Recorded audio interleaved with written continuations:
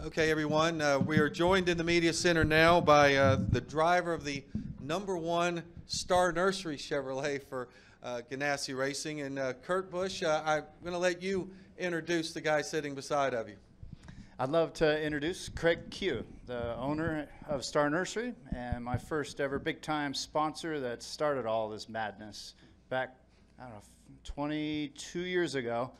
Craig Q gave me the opportunity to drive his late model, and here we are with a special paint scheme to commemorate that championship run we had in 1999 in the Featherlight Southwest Series. So it's great to have you on board and great to have the sponsorship, and thought we'd make sure that you got up here to speak about how many plants are for sale at Star Nursery. Everything's for sale. Everything's for sale.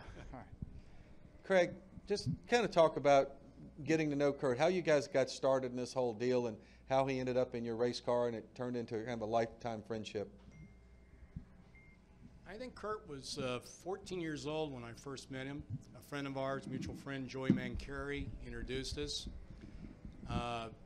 Kurt came up and told me all of his high expectations of what he wanted to do.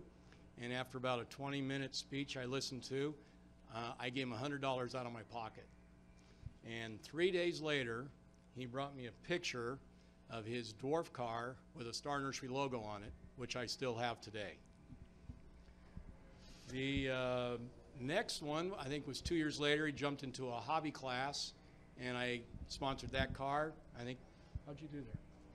We won 4 races, and we got the championship at the year end. Got the championship, and that was 1996. 96.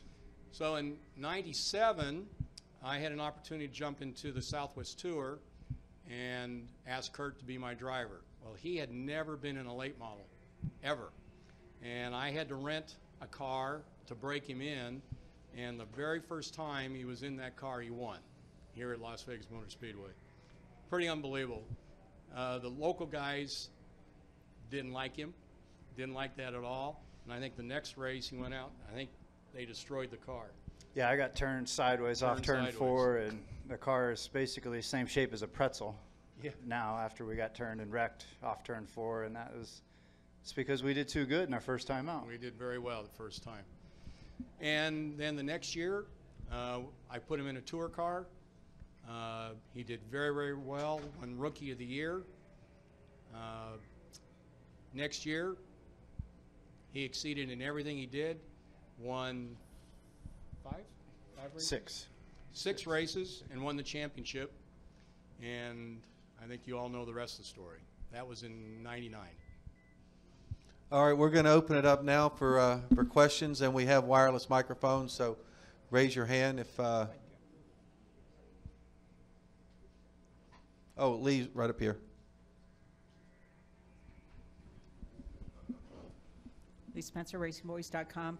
I'm curious, after having that first practice session out there, what did you learn about the car with the drag ducts on this package?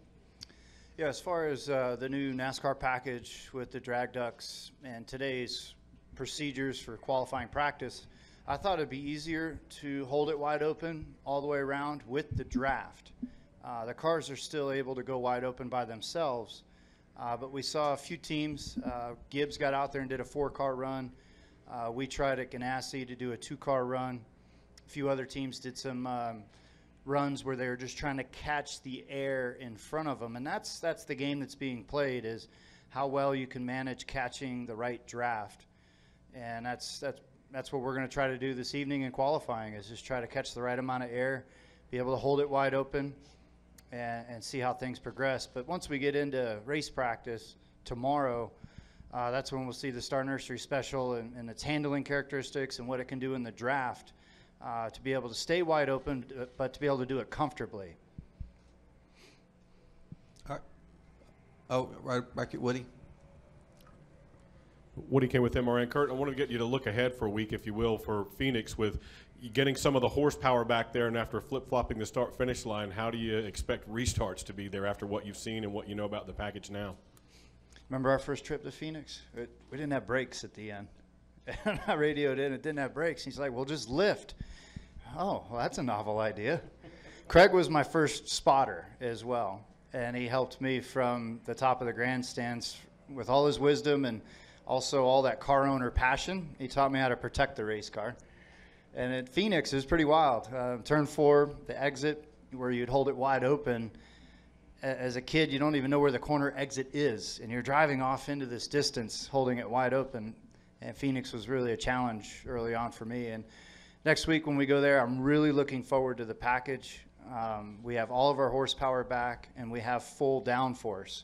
And so I'm expecting track record type speeds next week. We'll get back to more of our standard style of short track racing with this high downforce and high horsepower package. So we've had a good variety so far this year with Daytona's package, Atlanta, here in Vegas, and then Phoenix next week. Full downforce, full horsepower. That's the one I'm looking forward to. All right, Bob, Jeff, and then Doug. Bob Parkhurst, Fox Sports. So do you think everybody's going to wait till the end of qualifying and try to go out in a big draft, or can you just draft with your teammates and have as good a run as if somebody was in a 10-car draft? Craig would just tell me to go out there and hold it wide open. That's what we'll do, but I think each round will be a little different. I'm hopeful we'll get through that first round with the raw speed in the Star Nursery #1 Monte Carlo. That's what it was back then with our Camaro. And then round 2 and 3, we'll see how things progress because we're going to need the air in the draft to be able to advance. So lots of unknowns heading into the round tonight. Jeff? Hey, this is for Craig. This is Jeff Gluck from jeffgluck.com. I'm just wondering, so obviously after you helped launch his career, as he's made it in NASCAR and stuff, what's it been like for you to watch him from afar, watch him on TV, and be like, man, I had a hand in this. That had to be kind of a cool Jeff, feeling. That's a great question. Very, very simple. Very, very proud. Very proud of what he is, where he came from, and where he is today. It's. I think it's also very special that Kurt and I have carried our bond through all these years. I don't know if you all know this. This whole deal came together within 3 weeks, which I thought was pretty darn special. And it's very special for all my employees to see the car back on the track. Because it's been, I think he had 15 years. Yep, at Phoenix was the last race. All right, Doug? Kurt, kind of along the theme of a couple of other questions, Doug Rice, PRN. What's your best estimation of what we're going to see Sunday once we drop the green flag? My best assessment is we're going to see a draft come into play with this new rules package. We're going to see a track that has what I believe to be a harder tire that's less forgiving than Atlanta.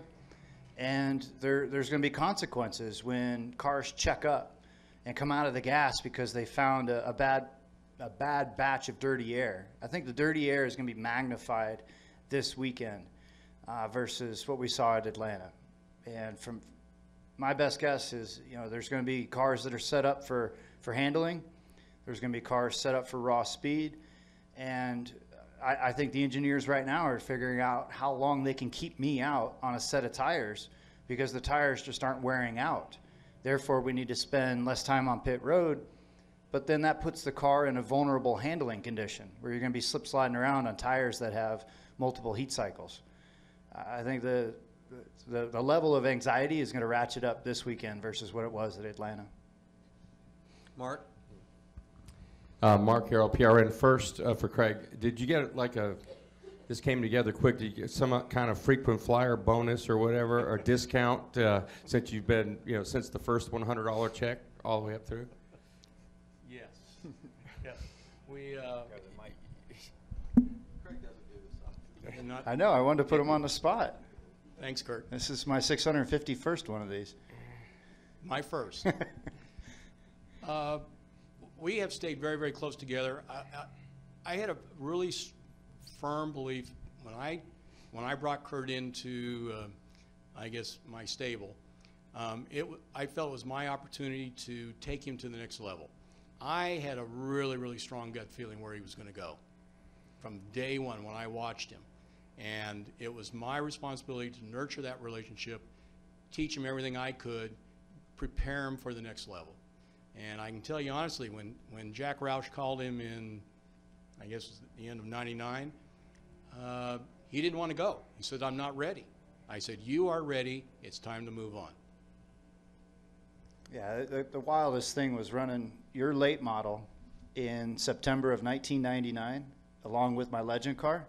And in September of 2000 was my first Cup start at Dover, Delaware. So 12 months removed from running legend cars and late models, I'm starting at Dover in a Cup car. That's how quick it went. That's why I wasn't ready. I wasn't ready for all the big time PR, marketing, Well, and the whole overall charisma of big what it jump took. was going from the tour car to a truck race at Daytona. Yeah, first ever start. Yeah. Daytona. I think I wrecked 10 times and still finished second. Was he as feisty back then as he turned out to be on the Cup side? Oh, he's mellowed. Good answer. Good answer. Lee? Kurt, do you have a green thumb? Do I agree that I've mellowed? No, do you have a Oh. green thumb? Oh, my grandmother was definitely the one that kept our garden up and always made trips to Star Nursery. And we got all of our plants for our house there. And I tried for a few palm trees in North Carolina from Craig. And it's just too harsh of winters. But no, I don't really have a green thumb, but I know that a lot of green that Craig put up to make the Southwest Tour car happen is what allowed me to make it to the big time. And Craig, how have you watched? I know we've watched Kurt evolve since coming to the Cup Series, but you know, what are the things that you've seen that just have really impressed you with the man that he's become? How he has grown and matured, because in the very beginning, as I guess as a spotter, is the way Kurt ran his life. Everything was full bore, wanted to exceed at anything and everything he did. He wanted to be number one. He wanted to be at the front of the pack. And I think over the years, he has definitely understood that be patient, his time will come. And it's, I think it's a philosophy that he's finally learned and is taking advantage of it today.